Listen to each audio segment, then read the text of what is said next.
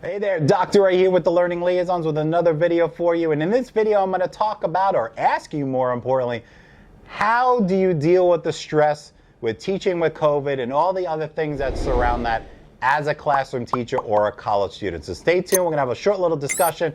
I'm going to ask you some questions to share. Let's go. All right, so let's face it, wherever you are, I don't care what state you are in the United States, you are affected in one way or another when it comes to COVID-19 and the pandemic that's been running through our country since back in February, March, some say even in December, right? And you're a classroom teacher. I'm speaking to my classroom teachers here first. We'll talk to college students here in a second. So as a classroom teacher, depending on what state you are, even what county or district you are in your state, things are different. You're either have only face-to-face, or maybe you're doing a dual system where you're doing face-to-face and you're also live streaming at the same time, or maybe you're just at home teaching from home virtually 100% of the time. Whatever situation you're in, we're not here to argue what's more stressful than the other. They're all stressful, right? Am I right? You gotta make sure you take care of yourself. I don't care who you are, you have some level and semblance of stress in your life when it comes to education right now. Whether you like what's going on, you don't like what's going on in your classroom, you're happy with the administration, you're not happy with the administration or school district, take your pick, but you're not a teacher teaching students 24/7. Yeah, we know we're teachers 7 days a week, but I'm coming to instruction. So we have got a couple of Facebook groups here with thousands and thousands of teachers. We help thousands of teachers with our video courses for test preparation for certification exams. I hear everything. People complain to me, they call me, they email me about their situation in schools because I'm a psychiatrist here at the Learning Liaisons. I like to listen to people's problems and offer solutions and help you guys. But let's face it, everybody's stressing one way or another. There has to be some timeline, some cutoff for personal time. Self-care is the popular word nowadays, for yourself and for your family. So if you're a classroom teacher and you're, have to be online at 7, 8, 9 in the morning, you can go until 4 o'clock, 3 o'clock, whatever your district are, whatever grade level, you've got to draw a hard line, right? Meaning that you shouldn't, I know we want to, because as a classroom teacher, I always want to help my students 24/7, even as a college professor too at UCF, I get it. But you've got to give some time to yourself and to your family. That is the realistic situation, because if you don't, the stress just builds. The animosity just builds towards the education system and teaching and the stress with COVID. You got to give yourself some time during the day for yourself and your family, whether that means riding your bike, going for a walk, going for a drive, doing something fun, whether you like arts and crafts or writing blogs or, I don't know, going on Etsy or surfing YouTube and watching fun videos. You name it, whatever it is, you need to give yourself some time, because I know you might be thinking about all the other things you need to do, all the emails you need to answer, all the lesson plans you need to do, but there has to be a line in the sand. I'll use myself as a personal example. Obviously, I'm not in the classroom anymore. I'm running the Learning Liaisons, helping thousands of teachers every year with their exams. Probably about 400 to 500 new teachers a month come on board in our video courses. When I'm here at the office, I come in, I've got many of you know because you follow me on Facebook, we have a 16-month, he's at the time of this video, he's 16 months, Alex, our little baby boy. I love him to death. He's a handful. When I come into the office, we have help, luckily, with my mother and my wife's mom, 2 grandmas helping out.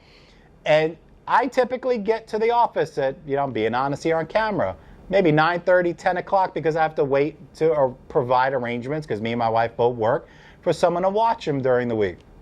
So I get here, let's say 10 o'clock, and I'll stay here till maybe 5, 6 o'clock. If we're doing webinars and stuff at night, I might be here till 8 or 9 o'clock, but let's go with the usual 6 o'clock, right?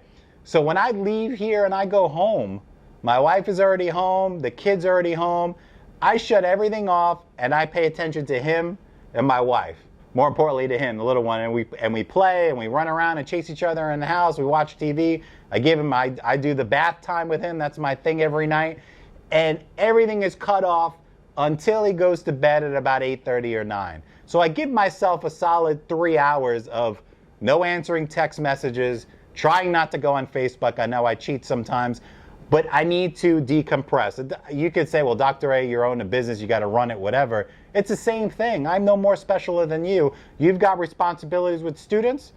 So do I. Mine just a different demographic. So if I don't do that, and there have been days where I'm literally up in the morning all the way through midnight answering emails and doing things and creating stuff, and I just get burnt out very quickly. And I know the same is true for you when you don't take time for yourself. Now, for my college students, same thing. Obviously, you're working from home, you're doing your school online. I can't speak for all the states. I don't know all the regulations of COVID. I'm sure maybe some schools are open.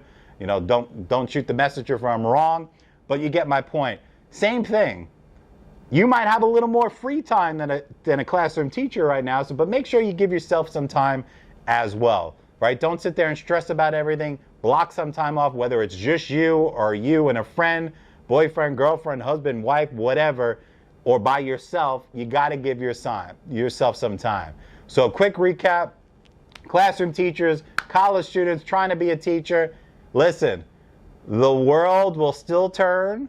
The minutes on the clock still fly by, but we get older with every single day. So you've got to break some time off every day. Some people call it me time or family time. If you'd rather just be by yourself because it's less stressful, well, that's another conversation, right? But the point of this whole conversation is you got to have some self-care. Got to have some hobbies. If you don't have some hobbies, find a hobby. Write, journal, whatever. But don't find yourself in some wormholes or doing work constantly. So, Dr. A here with the Learning Liaison. Just want to drop some knowledge on you, help you out. I know a lot of you guys already know what I just said, but some people do it and some people don't, and some people just need a little kick in the butt. So I'm here to help you. What I challenge you to do right now to see who watched this whole video is I want you to drop a comment below in this video and tell me what you do for me time. What do you do for self-care? What is your one, I know some of you guys probably have more than one, but share one thing you do in the comments below that helps you alleviate stress and takes you away from the whole teaching thing and lets you calm down to a normal level. So have a great day. We'll catch you in the next video. And I'm happy to help you however I can. So drop that comment below and make sure you like and subscribe to Learning Liaisons and share this video among your friends and colleagues and family members too. Because whatever profession anybody's in, y'all need some me time, right? So I'll catch you in the next video.